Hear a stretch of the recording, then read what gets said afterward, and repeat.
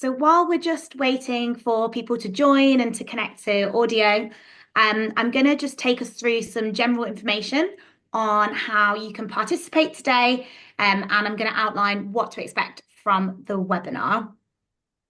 So I'm Lauren. For those who don't know me, I'm the Senior Project Manager for Inclusion and Climate Justice at SOS UK. And we're the team that pulled together the race report, and you'll get to meet the rest of my colleagues throughout the session. So today is the publication launch for the Race Report 2024, and it's also the start of Race Equality Week. So this year's Race Equality Week theme is Every Action Counts. So just by participating and being here today, you're taking action to address the racial diversity gap in the environmental sector. And as the theme rightly says, every action counts.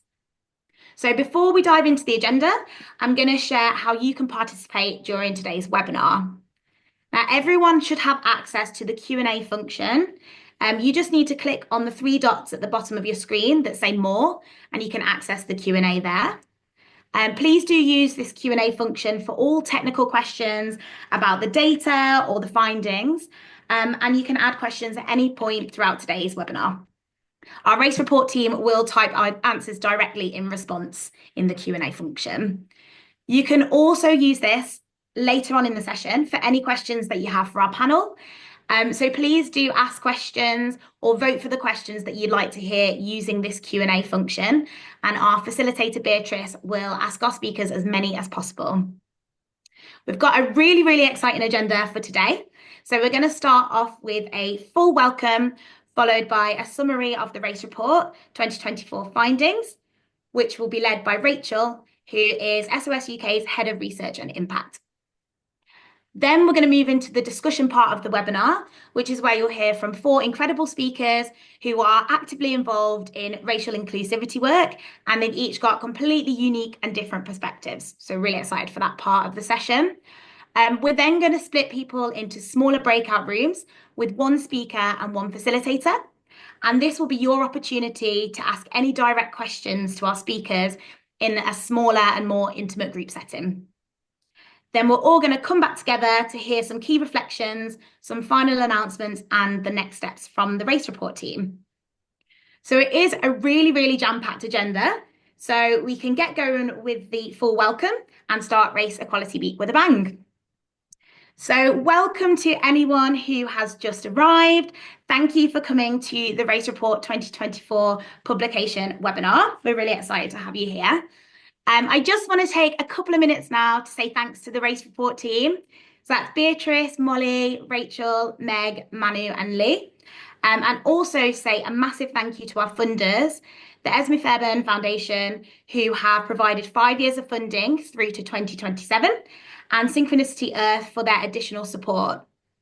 Not only do you commit by funding this integral work, but also by participating as organisations yourselves. And it really shows your commitment to the work of the Race Report. So thank you. And the work of the Race Report is so important, arguably more so than ever before. For those who don't know, a bit of background, the Race Report was originally inspired by Green 2.0's report in the United States. And as we've seen on the news recently, the current political climate has led to diversity and inclusion programs being scrapped and stopped overnight in the US. And so seeing so many people join today and kind of taking action, it's really, really powerful. So thank you, everybody, for coming. And it's really something we shouldn't take lightly. So before I pass over to Rachel to present the data findings, I'm just going to bring it back as a reminder that today is the start of Race Equality Week. So throughout this webinar, throughout the week, and kind of throughout the year, because, you know, race equality doesn't just stop during the week, it should be all year round. Just do keep in mind the theme that every action counts. So I'm going to hand over to Rachel now to present the data findings.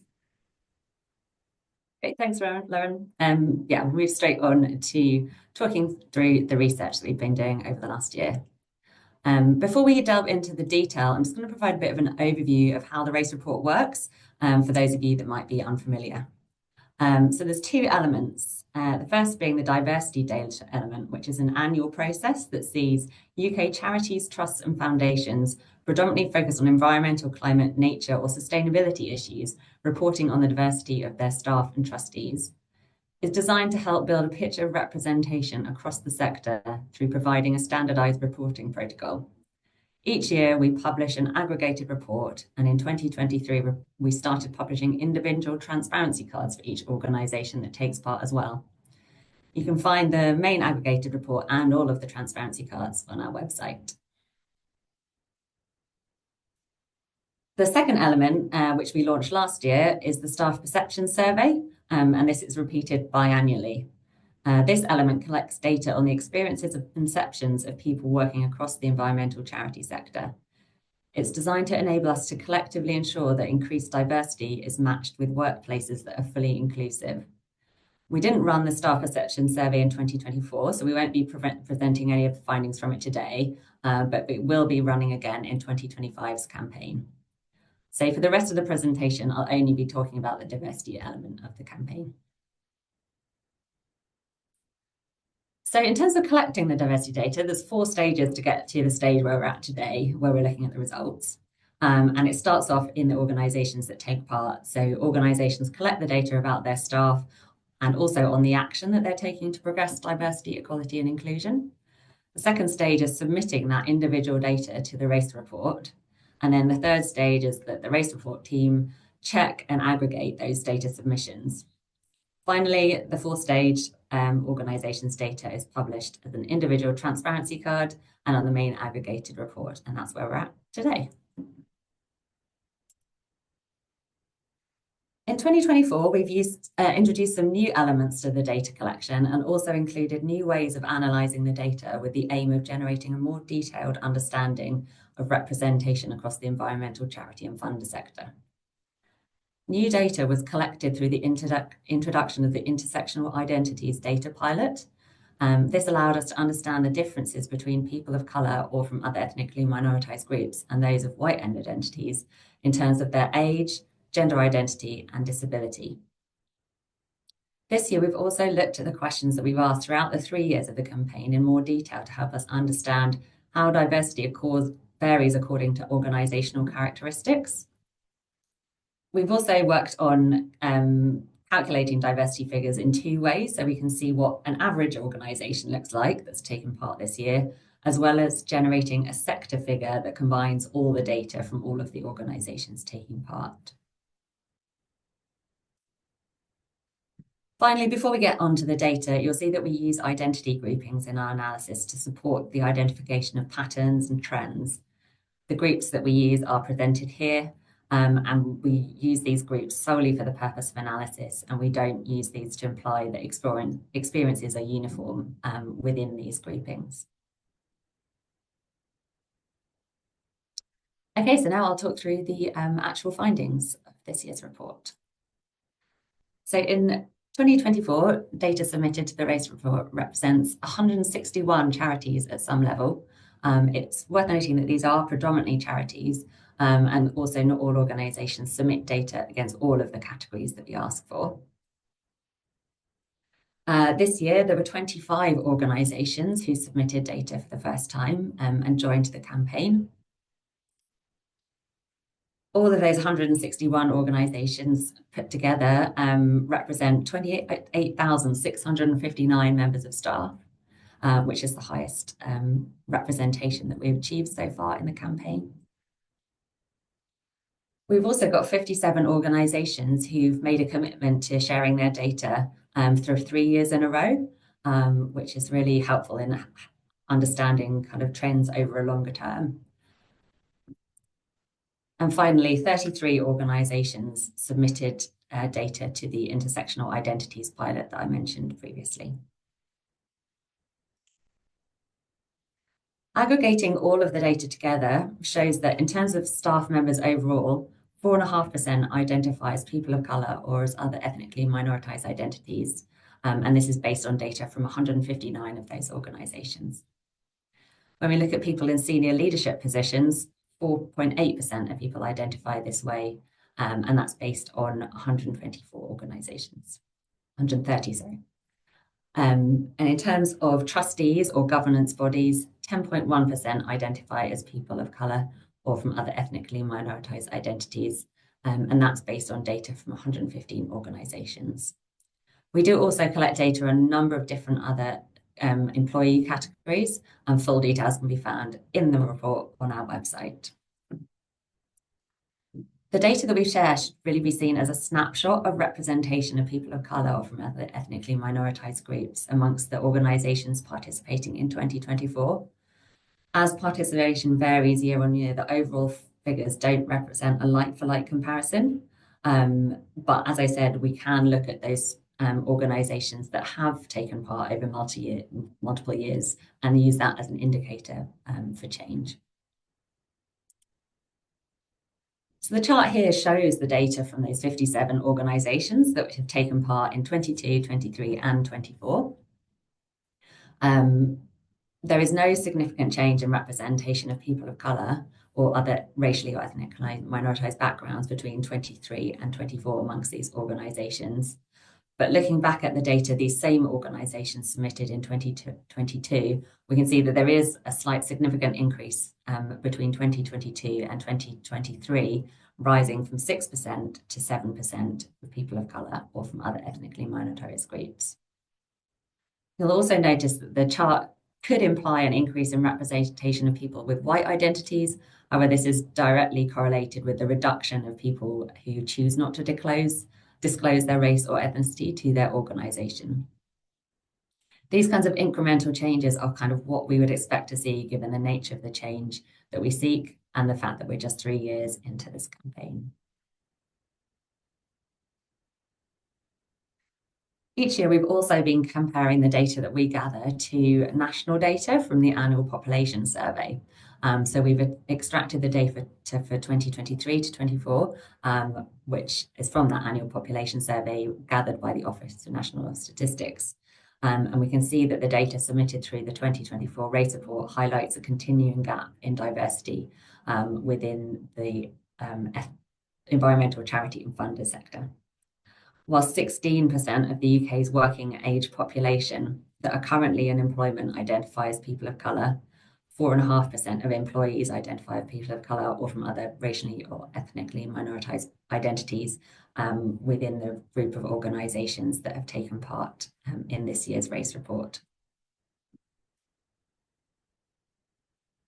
We can also analyse the race report data according to the region an organisation staff are predominantly based in. And we can compare that to the UK's working age population who are in employment in each of those regions. So the green bars here are that race report data, and then the black bars represent that national data.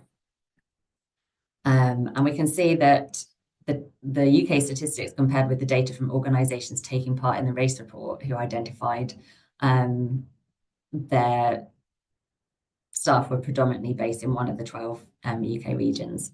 The N number in the chart is the number of organisations that are in that area.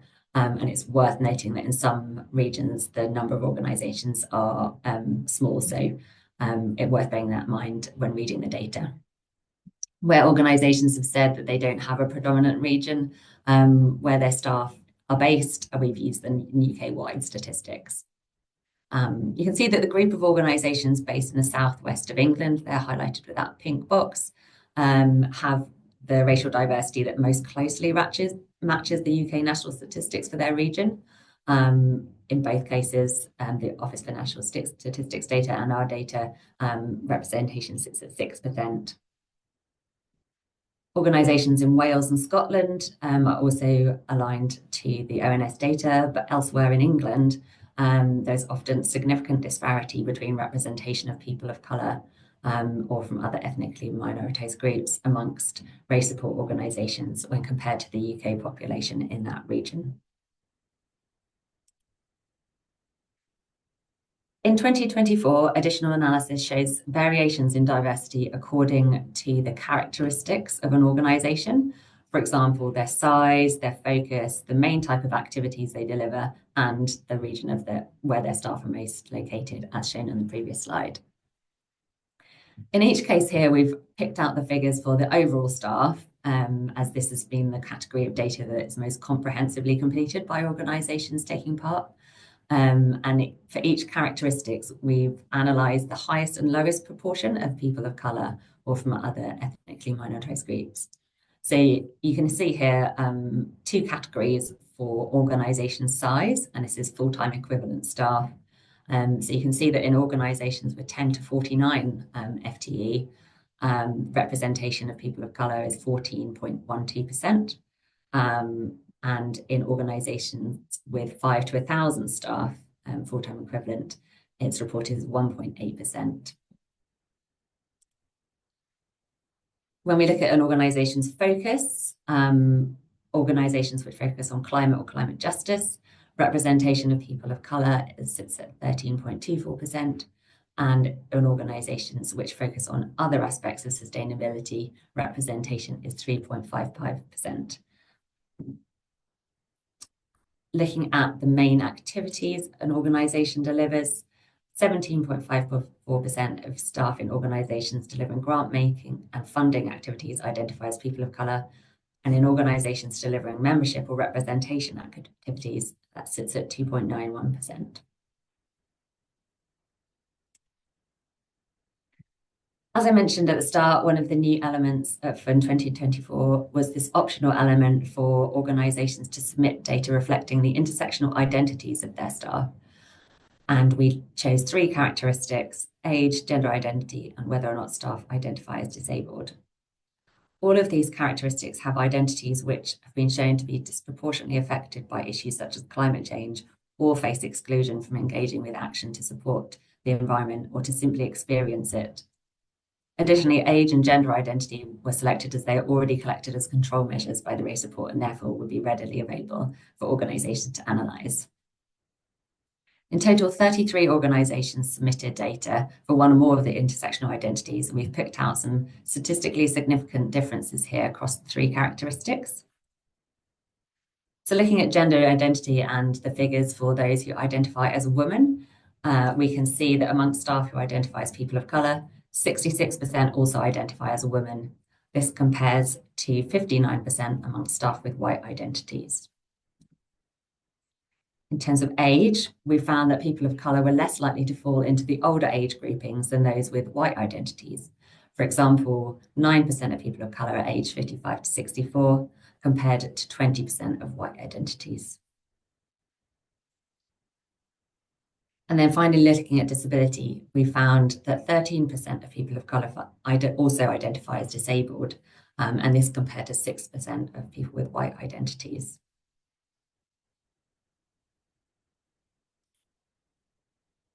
So when organisations submit their data to the race report, they also ask to share details of the action they're taking to progress equality, diversity and inclusion within their organisation.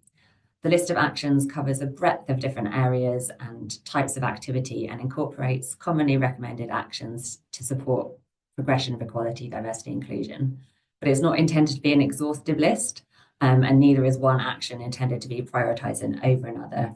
And we also recognise that not all actions may be applicable to all organisations. The idea is that we can see where action is concentrated and where there might be gaps. In 2024, the most commonly implemented actions, when you consider things that are both fully and partly implemented, include a regular review of equality, diversity and inclusion activities to make sure they remain effective and impactful, with 85% of organisations saying this is fully or partially implemented. Having statements promoting race, equity and inclusion within all new recruitment materials is something that also 85% of organisations say that they are implementing either partially or fully. Finally, having a senior leader with official responsibility for equality, diversity, inclusion is also something that 82% of organisations are fully or partially implementing. At the other end of the scale, the least commonly implemented actions, again, this considers partial and full implementation, are holding investors in diversity accreditation or something similar, with 7% fully or partially implementing that activity. running a mentoring scheme for employees of colour or from other ethnically minoritized groups at 16%, saying they do this fully or partially. And finally, publishing a race equity pay gap in the last 18 months, with 17% saying that this is partially or fully implemented. So we did put this list of actions together through desk research and consultation with EDI practitioners, and it's something we review each year to make sure it's in line with the aspirations of the sector.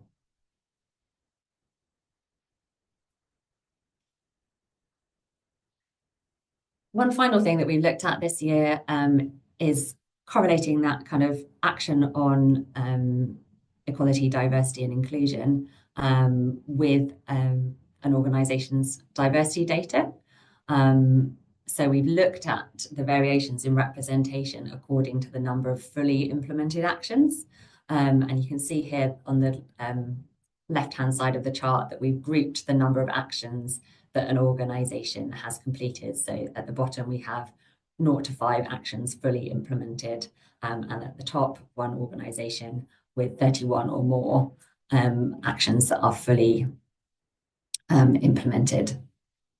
Whilst there are kind of some discrepancies, the chart shows a general trend for increased diversity where a greater number of actions are fully implemented. It is worth noting that the top bar is just representative of one organisation, so shouldn't really be seen as a representation of that category, rather than it's just that individual organisation. And in future years, when we gather more data from organisations, we hope that we'll be able to understand this trend in a bit more detail. We did carry out a correlation analysis on this data and found a positive but very weak correlation, meaning that as the number of EDI actions implemented increases, so does racial diversity. But as I said, we need considerably more data analysis to properly test this initial finding. So that concludes the summary of the key findings and the 2 elements of the race report. There is a wealth of further data to explore on their website, including that full diversity data report and the transparency cards for all organisations participating in 2024. So we'd really encourage you to head there after the webinar to find out more detail. We really hope that you find this data useful for your own work as well, and we really encourage you to provide any feedback or comment on the findings that you have. We'd really love to hear those. I'm going to hand over to Beatrice now as we move on to hearing the reflections of the panel on the data. Thank you, Rachel, for that really wonderful and insightful summary to this year's findings. Hello, everyone. My name is Beatrice Anoma, and I'm the project manager for the Inclusion and Climate Justice team here at SOS UK, who, of course, lead the work on the race report. So we'll now be going into our panel discussion in order to just delve a little bit deeper into the picture of racial diversity and inclusion in the sector and how we can start to really move forwards collectively. But just before that, I think it's really important to just take a moment to recognize and consider the reality and the experiences and the stories that actually form this data that we've just been through and talked about.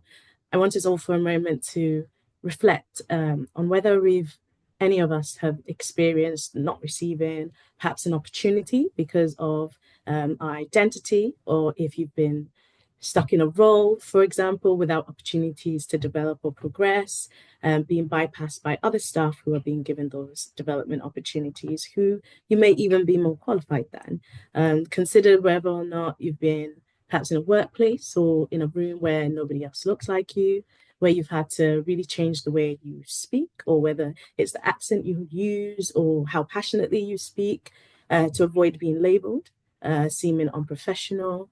Whether as you walk into a room for a first time, you've had to kind of scan around, desperately searching for that familiarity, for representation, for connection, but realizing you're kind of alone in that space, realizing that you have to be all of that for yourself.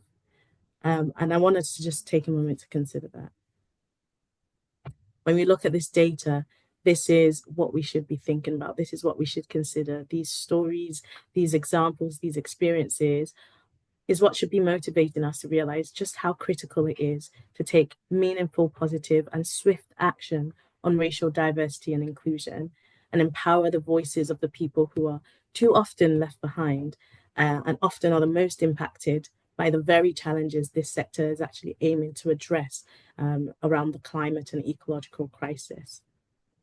Today, we're being joined by four really amazing speakers who I will shortly allow to introduce themselves, and they will be the panel for today's discussion. But collectively, they kind of come with a very diverse and unique perspectives, experiences, and backgrounds, really, really wide, ranging from liberation campaigning, community organizing, student activism, research, advocacy for anti-racism, environmental, social, and climate justice, Black feminism, advancing net zero work, and just constantly creating spaces for really meaningful dialogue and action to progress this work in their own communities and within our society, and empowering the youth of our society with the capacity to really impact this journey and participate in this journey. So I'm really excited to be hearing from them today because they are doing such really impactful and meaningful work. So over to our speakers for today, and I'll begin with yourself, Amira, if that's okay. Please briefly introduce yourself to everyone and what your initial feelings are, given what you've heard about this year's data. And then I'll move to Samia, and then Lee, and then Eddie. Thank you, Beatrice. And can I just say, it's a massive honor to be able to be here on this panel today. So firstly, my introduction. Hi, everyone. My name is Amira Campbell. My pronouns are she, her, and I am the current president of the National Union of Students UK. But to speak a little bit about what Beatrice was talking about beforehand, obviously, first and foremost, and before that, I was a student. I was a music student and doing lots of work in sort of student activism, student politics, but then also running the Black Student Campaign on my campus back in Birmingham. Now, to talk about this report, I think firstly, everyone here in this call already knows how important this work is, not only as people who may be racialized or have experienced experiences of racism, who've been working in the sector.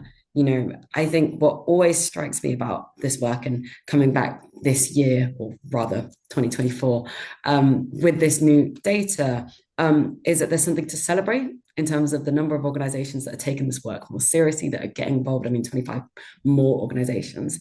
But I also think that there's a story that we can all really engage with in terms of the sort of the frustration, but then still the knowledge that progress is happening, that change is happening. And with this wider data set, it may not be as easy to compare to last year's data, but it does tell us that we are getting somewhere, that initiatives are happening, and that for the organizations regionally, but then also at a local level, there's so much best practice that can happen. And I'm not going to say too much because I know that we have further questions to go ahead with. But yeah, just a massive thank you for having me here today. Thank you so much, Mira, and we're very pleased to have you as one of our panel members. So over to yourself, Samia. Hello, everyone. And yeah, thank you for having me here today. I guess we're going to talk about how important this report is throughout the discussion, but I just think it was really good, Beatrice, what you were just saying, the stories behind the numbers, people who miss out opportunities based on their accents, their background, and feeling like they're not enough to progress in this sector.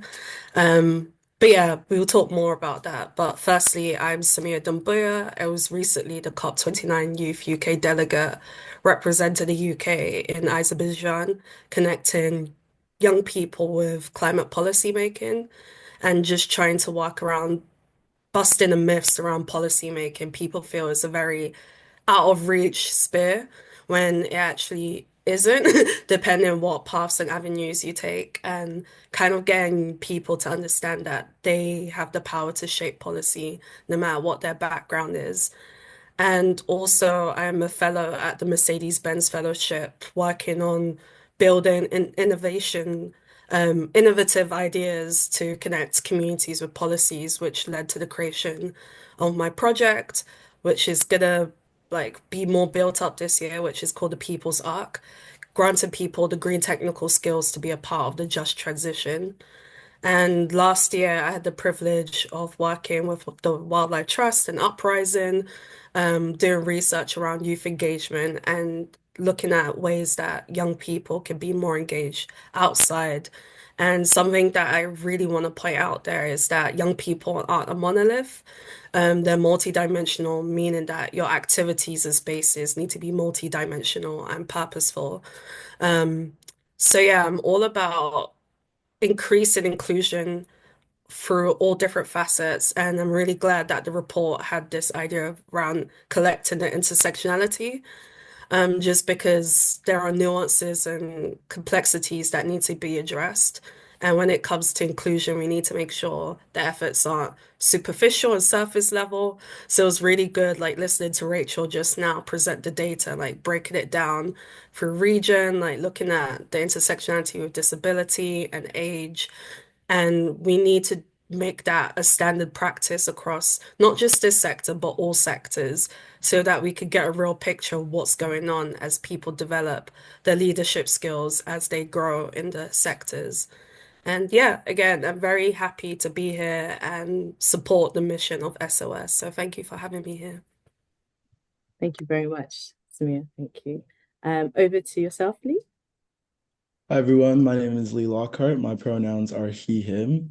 I've just finished my master's in environment, politics, and development, and I focused on environmental justice and abolition ecologies. I'm also a student activist.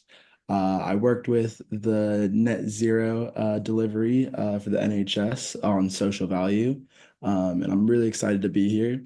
I think from what Rachel was presenting, I'm working on the race report for the past year, since July 2024. Yeah.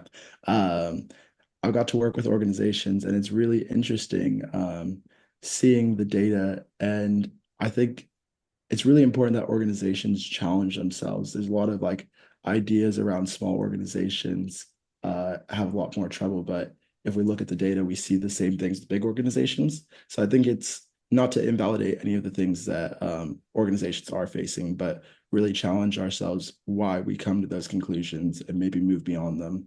And same thing goes with like what Samia was saying, like looking at where we're at.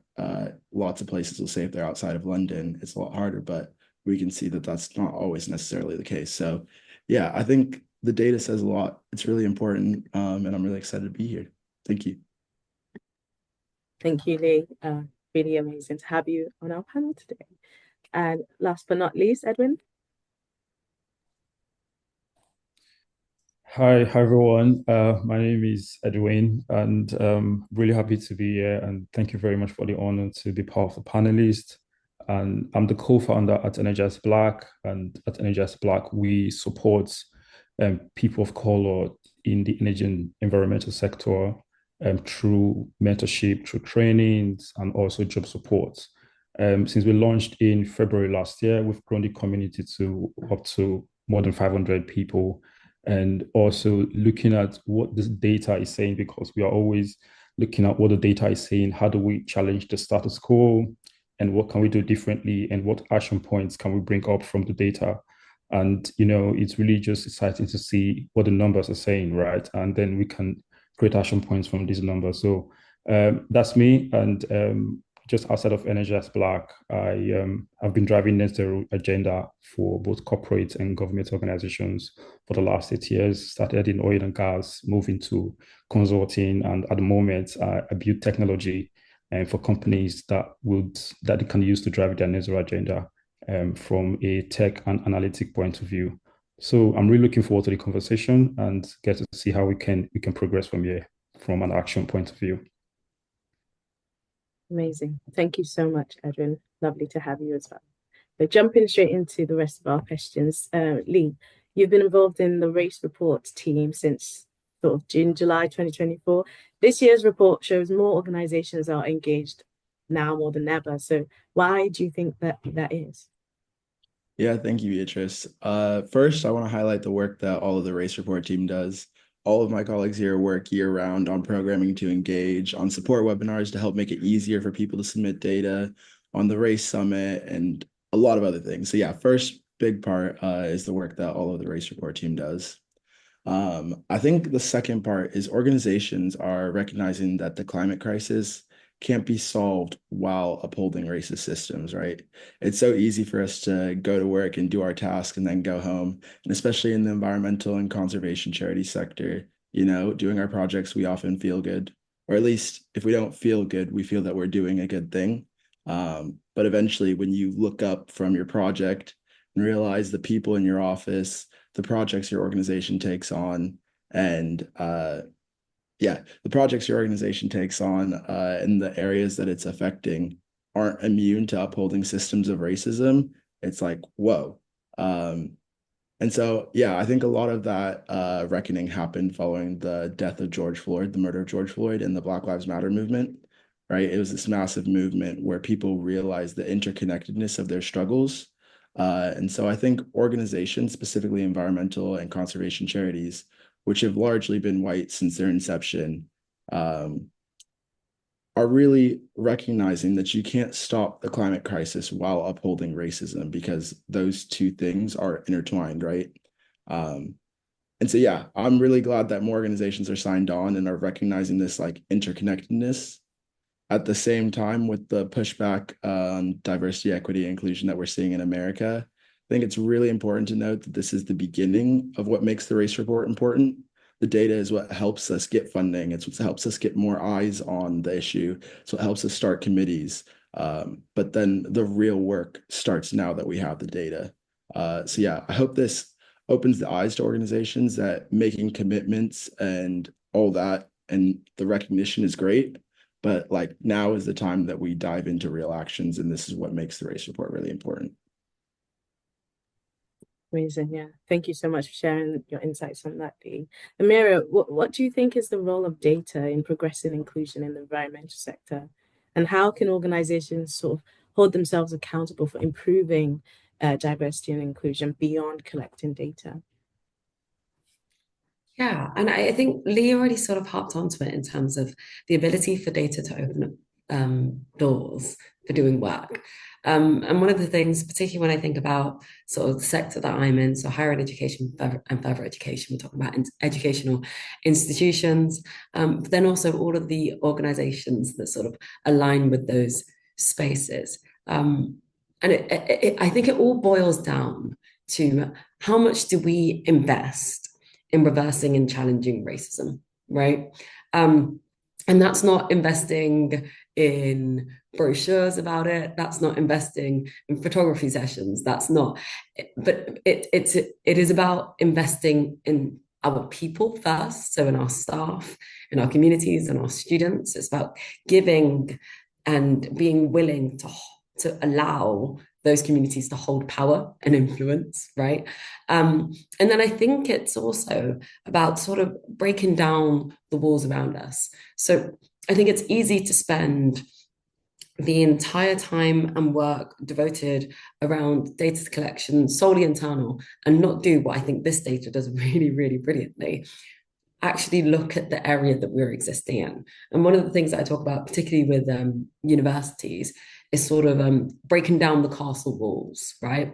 How does what you're collecting, how does what you know about yourself and your institution and your community relate to the community outside of that? And actually, I think that's when we start to really realize the data that we have is a reflection of what's happening in those communities. It doesn't exist in silo.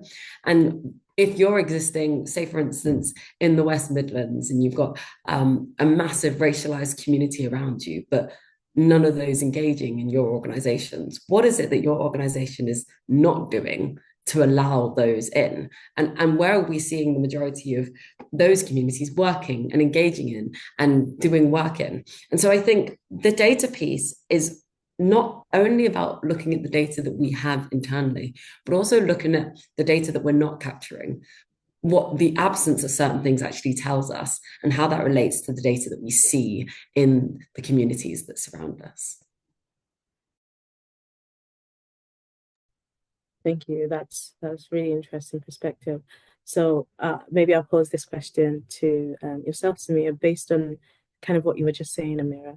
What do you think organizations can do to sort of remove those barriers and open up those spaces? What are some things that organizations can do? Not necessarily this is the action you need to take, but what are sort of some of the things they can start to do? Yeah, for sure. I think I want to bring up the example of the Carbon Literacy Project. So I've actually had the privilege of getting accepted for the community's funding, which will allow me to train communities of color to get accreditation in carbon literacy. And I think what they did well was that they waived the fees, the cost of getting that accreditation. And in this project, we're going to be focusing on 100 people to get that accreditation so that they could add it to their CVs, resumes, cover letters, and have an easier entry point into the environmental sector. And I think just doing things like that, because I think I'm now in the mindset of just moving away from the dialogue towards action, because I think we've been stuck in this loop of equity and inclusion. And I always tell people, you have to walk the walk, don't just talk it. You could say all these fancy buzzwords, you could have all these case studies talking about people's trauma and exclusion. But then if you're not doing something about eliminating those barriers, then you actually need to question whether you're fit to be in a role of engaging in communities. So I've worked in community engagement on a local council level when I first graduated. And it was really interesting hearing people say all these fancy things of what we should do, but then no one actually put that to paper. No one actually actioned each of those items. And I think it's very important to invest in community engagement specialists if you are someone that wants to increase inclusion in the sector. I remember conversations with the Wildlife Trust. I want to give a big shout out to the London Wildlife Trust in particular, how they co-host events with community leaders, how they make sure that people take part in shaping the activities. I think those are ways that you can build trust with the communities that you're trying to engage with. A lot of environmental organizations tend to fall short when it comes to building trust and relationships. It just seems that environmental organizations just pop out and be like, oh, it's Black History Month. We need a Black person to join this panel, or we need to amplify this Black business. But then the problem is you never actually engage with that person or organization during the year. They are doing that work the entire year. For example, I'm an environmentalist, but I'm not an environmentalist just in October. I'm an environmentalist 24/7, 365 days of the year. So it's how do we build trust with communities beyond our programs and activities? How do we show up for people without expecting something back?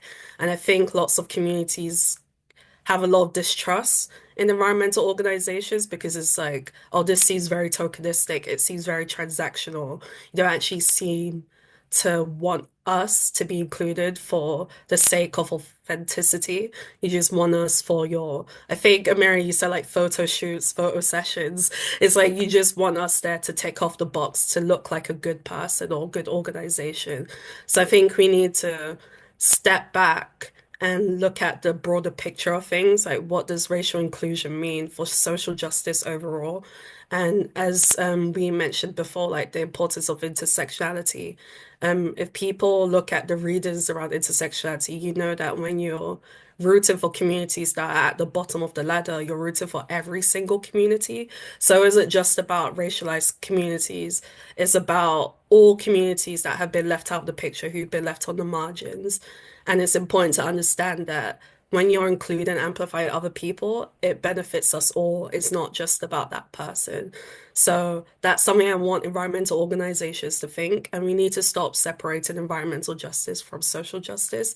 I think, Lee, you made that perfect point around the climate crisis is that broader background that affects everyone, and we need to understand the inequities it brings. It harms us all, and you have to understand when you solve the issues of inequities, you're actually helping yourself too. So yeah, I think just having that thinking and using that thinking to shape your actions is why I advise environmental organizations.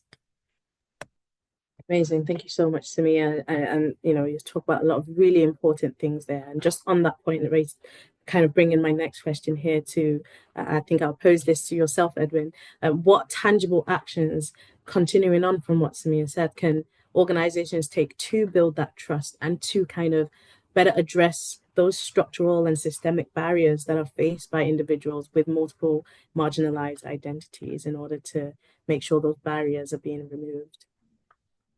Yeah, she's made some very important point there.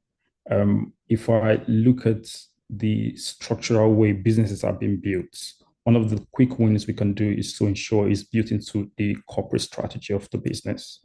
And you hear people say, and once they submit application for a job and their name is not Smith or is not Wells or is not Williams, so they get it automatically bounced from that application. So how do businesses do constant recruitment tech audits to ensure that these technologies that are built, they're built by people? Are they all conscious buyers that are in the back end of this technology? How do we ensure we audit that to ensure that people are not automatically bounced when they apply for jobs in the energy and environmental sector?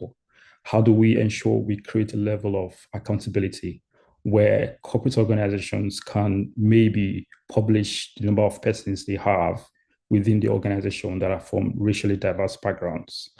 Okay, and also some of the things they can do really is to invest in mentorship and also sponsorship opportunities.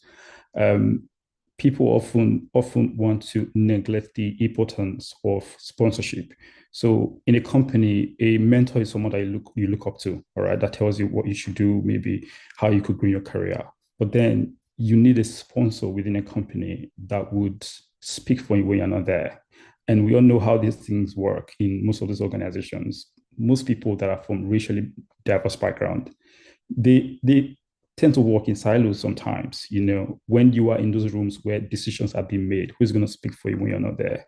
So companies need to start maybe investing into mentorship programs and sponsorship programs.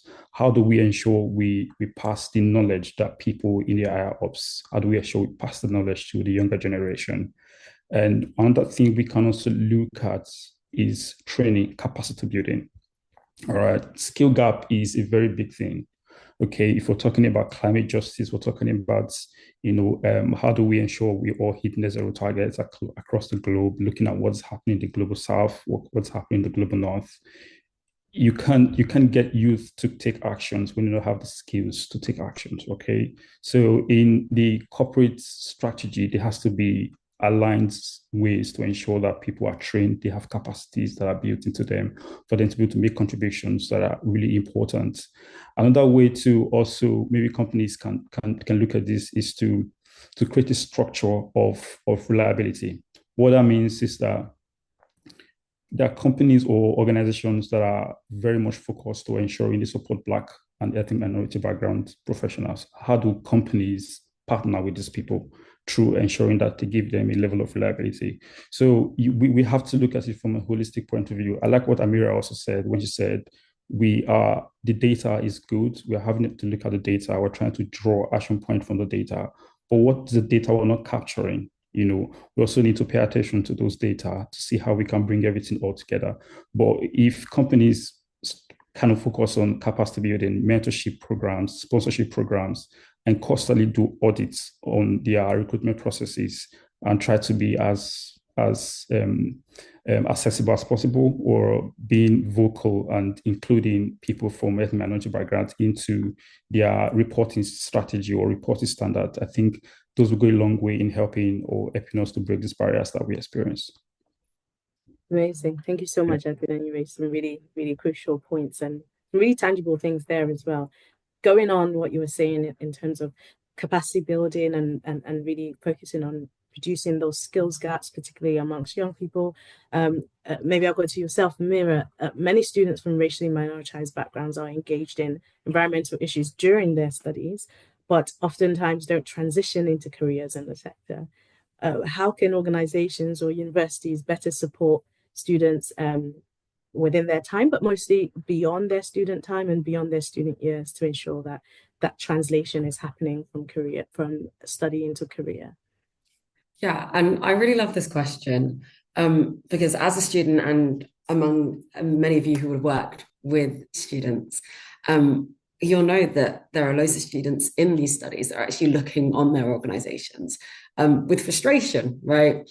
And with anger, they're looking at their universities, their colleges, et cetera, and so often within their studies and within their learning, they're actually turning and applying that in those spaces and actually going, how do we hold our institutions more accountable for their actions in the very immediate sense, but then also how do we transform our organizations and our sector to be able to do that work, right? And so I can't help but go, well, the number one thing is building up student influence, student organizing, student leadership, because that's the first way to get our institutions in a place where they are more capable of doing that supportive work. But then also, and I think this is where organizations like SOS UK and many of the other partners that I think we'll see in the audience here today will know, is that continuing to do work with those organizations in the sector with the sort of educational space is already having that transformative effect. You know, we're already seeing that when we choose to do this work at a very local level with students, when we engage with our institutions, we see more and more of that transition of people and students coming into the sector and working into that space. And so I think it's a balance of building up student organizing and leadership.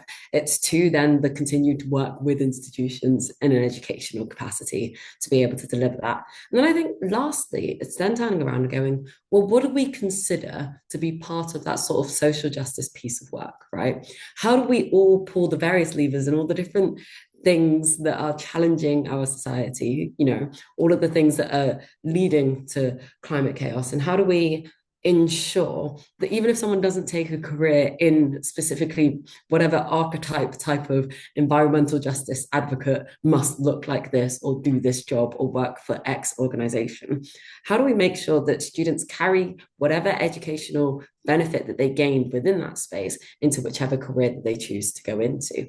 Because that's almost the more productive work in terms of how we try to challenge what we're facing today.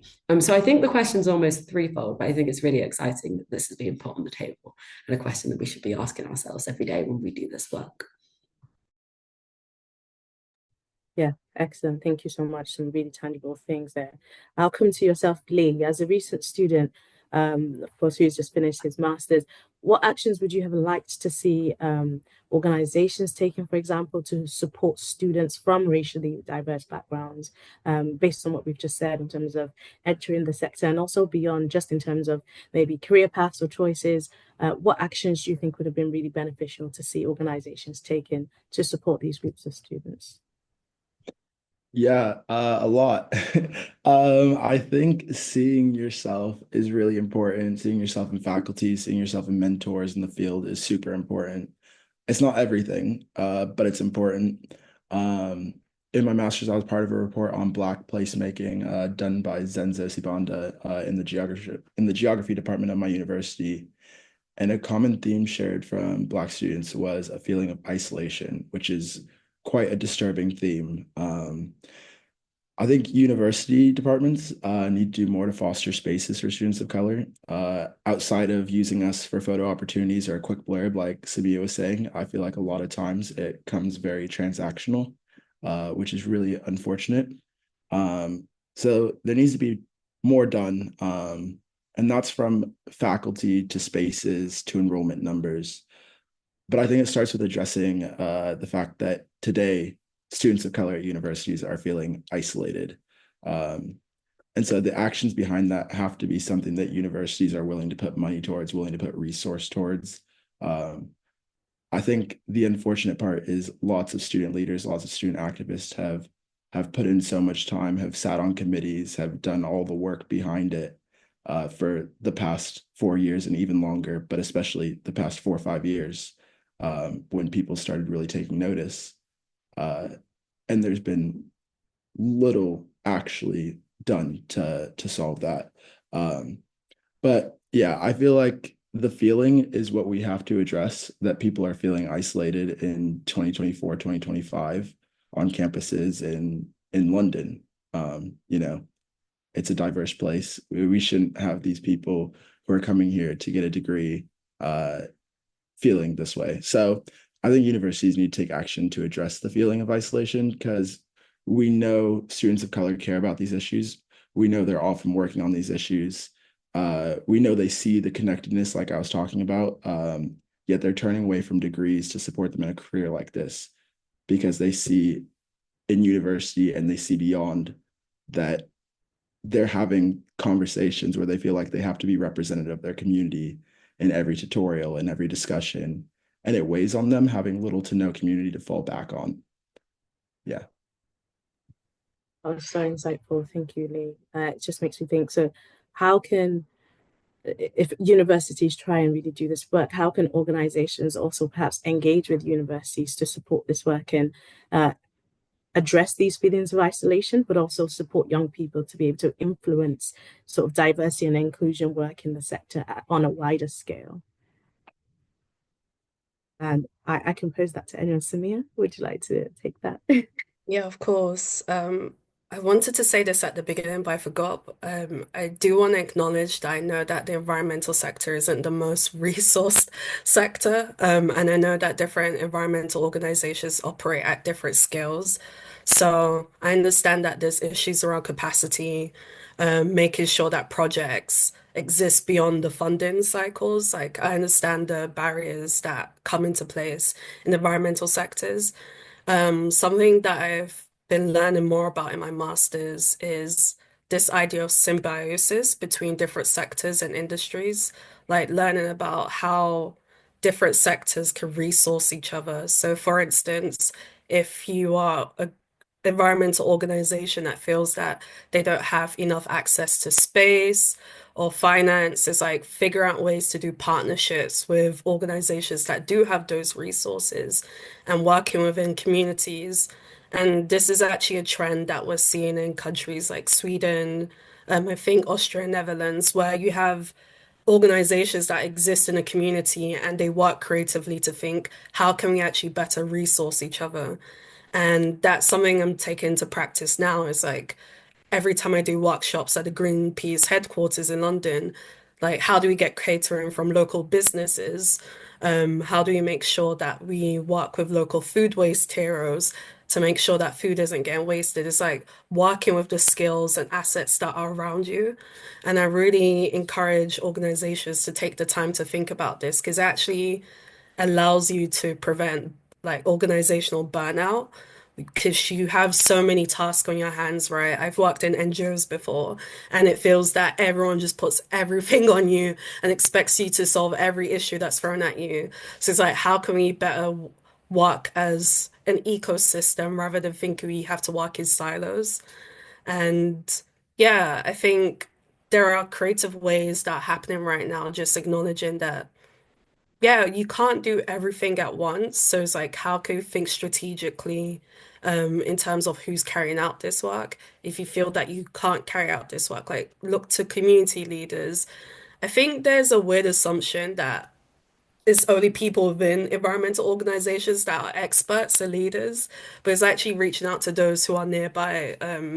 There's the Cocoa Collective in South London where you have local elders who are teaching young people how to grow food on a local level. It's like, how can you reach out to leaders who are already doing that work? And I think environmental organizations just need to kind of think more holistically, like looking at how things intersect with each other, which is why I was really glad that Rachel brought up that point about intersectionality. I'd love to see more data on class intersections as well and education attainment, because that will actually paint a more accurate picture about inequities and also thinking about data beyond the numbers and graphs, like how can we collect qualitative data of collected the stories? I know, Beatrice, you mentioned at the beginning of the session about stories behind the numbers. And I think that's what we need more of so that people can see themselves more in those stories. Because if I'm someone that's outside of the sector and I just see numbers thrown on me about the exclusionary practices of the sector, it's not going to encourage me to enter this sector. I want to hear stories about people who have not just overcome those barriers, but seeing people that have different voices, have different, walks of life like come in. And when I was a student, I studied geography. Um, I wanted to be a conservationist, but unfortunately, I experienced racial injustice in the sector, and I didn't have a community to fall on. The organization didn't support me, and it actually deterred me. So it actually links back to that data around how many people of racialized backgrounds stay in the sector to a certain age.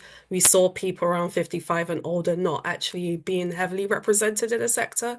So it's like, how can we retain the talent throughout their life stages, not just focusing on young people, but focusing on the intergenerational picture, making sure that people feel heard and seen and valued in the sector throughout all life stages.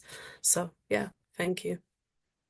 Excellent. Thank you so much, Samir. You said so many things there I want to pick on, but I'm conscious of our time. So perhaps I'll ask, based on what you've just said, how can organizations who perhaps are struggling to engage with the data, perhaps be able to look, beyond that data to those stories, perhaps be able to maybe look at that element of the data that's missing, or focusing, maybe looking at the qualitative side, like how can they address those challenges with engaging with the data, but at the same time still be able to work with where we are in the sector to address those challenges for people facing barriers, for people like, as with that data of not maybe retaining people at older ages in the sector. How can we engage with kind of those different elements whilst kind of there's this general struggle sometimes of engaging with data?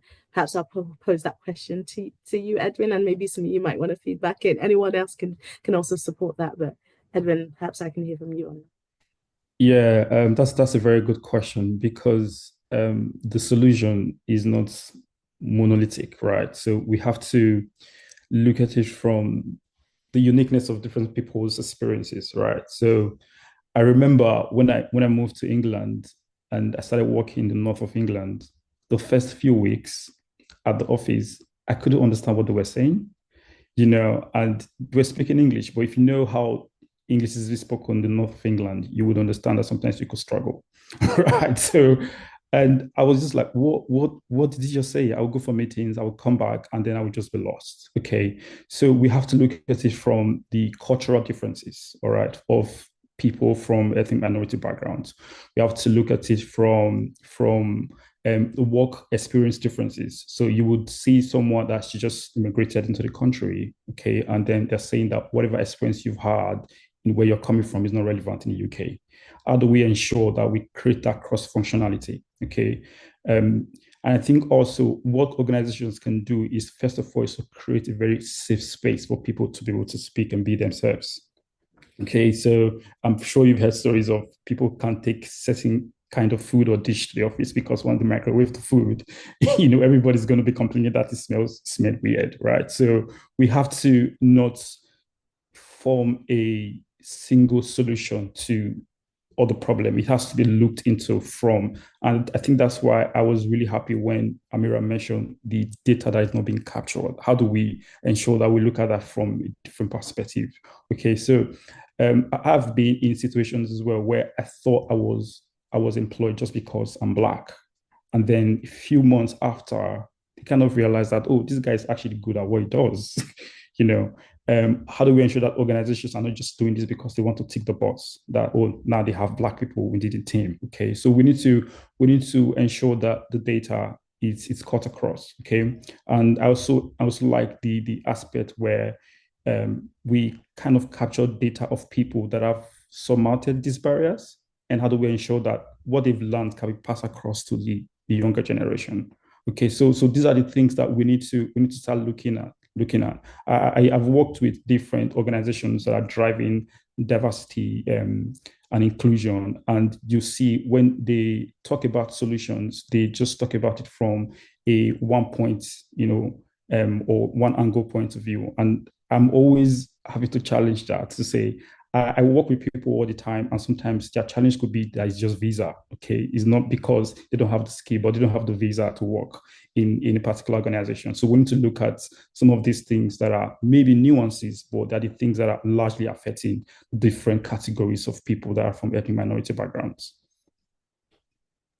And can I just jump in as well? Of course.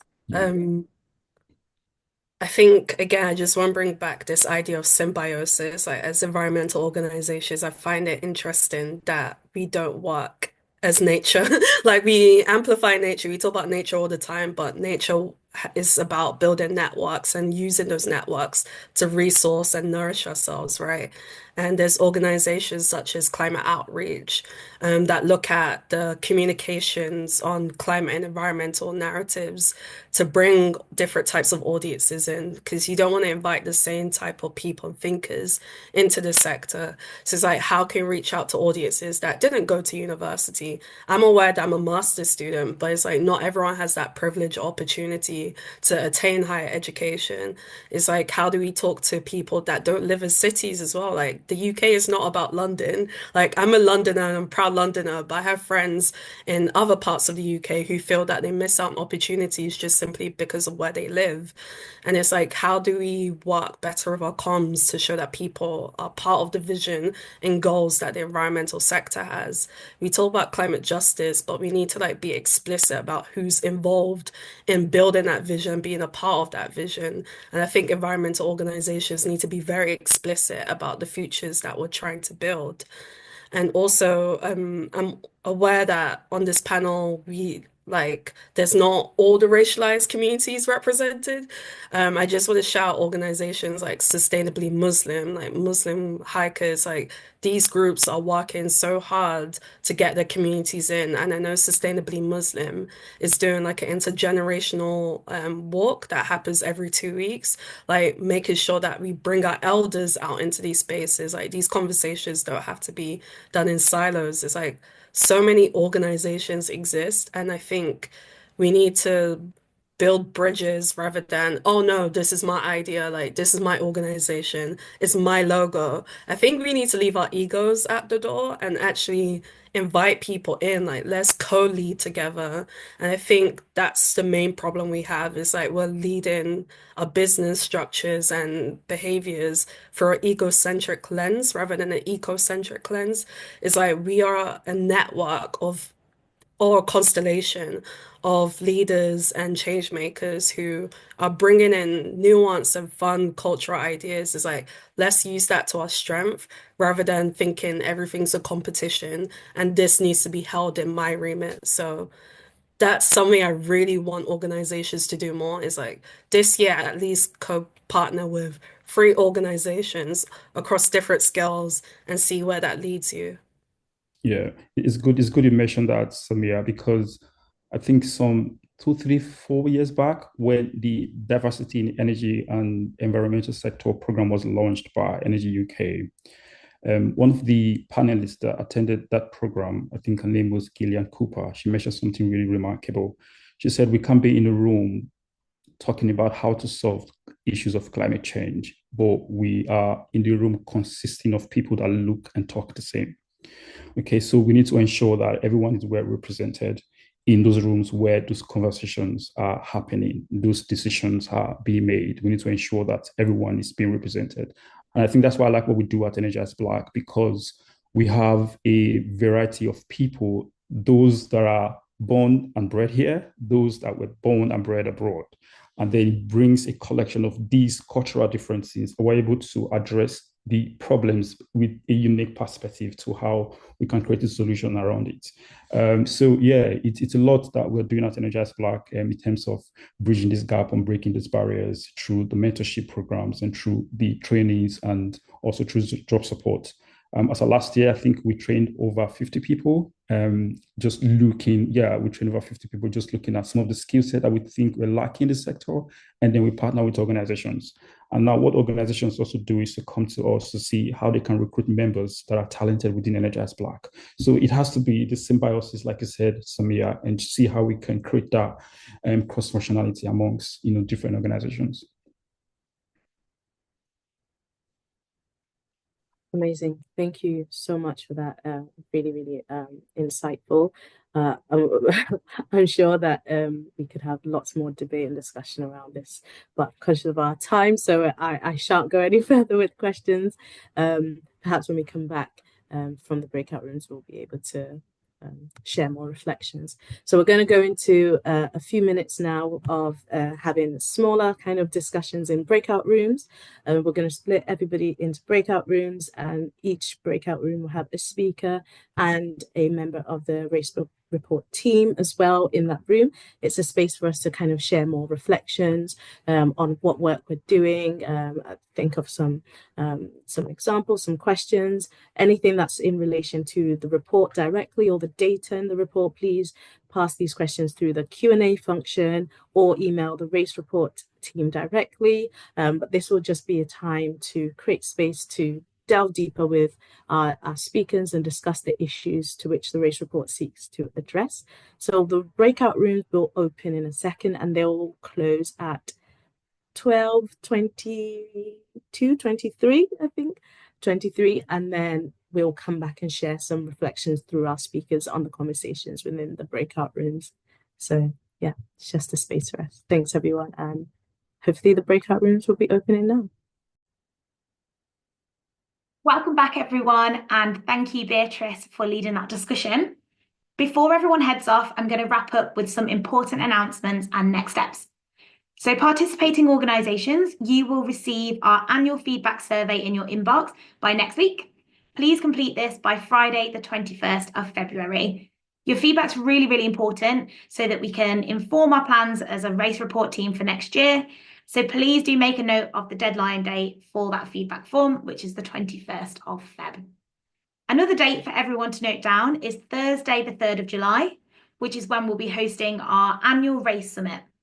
Due to last year's success, we'll be bringing together organisations and individuals to share knowledge, learn, engage, and connect in a physical space. So it's a really great way to take collective action to address the racial diversity gap in the environmental sector.